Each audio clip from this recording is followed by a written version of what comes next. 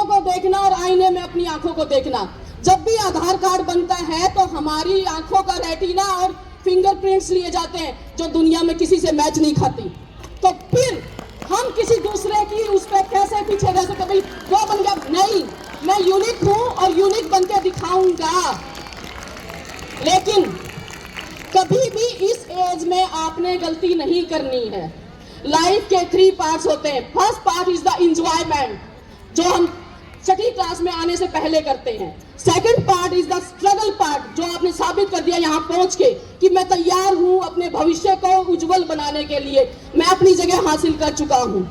And फिर आता है एंजॉयमेंट पार्ट, जो मैं कर रही हूँ। हो सकता है बहुत सारे लोगों ने बहुत सारा पैसा कलेक्ट किया हो, लेकिन मैंने लाइफ को बहुत मजे से जिया है, यही मेरी अचीवमेंट है।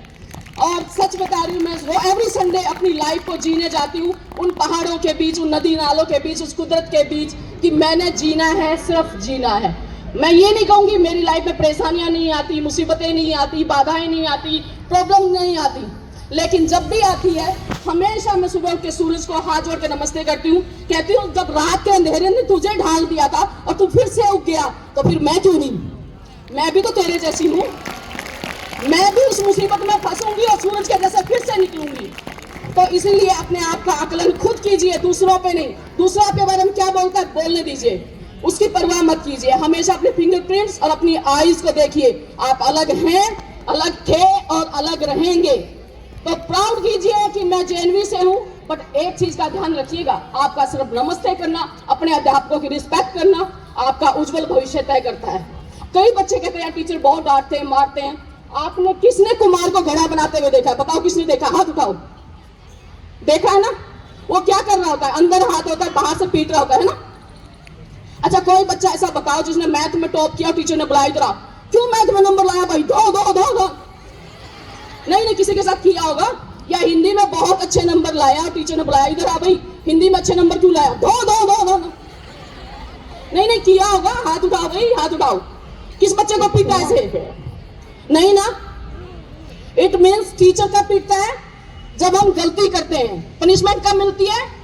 जब गलती करते हैं। कुम्हार घड़े को कहां से पीट रहा था? जहां से घड़ा टेढ़ा होता है। और उस घड़े को क्यों पीट रहा होता है? ताकि वो सबसे खूबसूरत घड़ा बने और उसकी कीमत इतनी अच्छी हो कि जो कुम्हार रखे, सामने वाला उसे वो ठोक कर दे के जाए। यानी कि तुम वो मिट्टी हो जिसको टीचर आज गलती पे डांट रहा है, ठोक रहा है, और इतना खूबसूरत बच्चा तैयार करना चाहता है कि वो जहां भी खड़ा हो टीचर गर्व से कहे ये घड़ा, इस बच्चे का निर्माण मैंने किया था।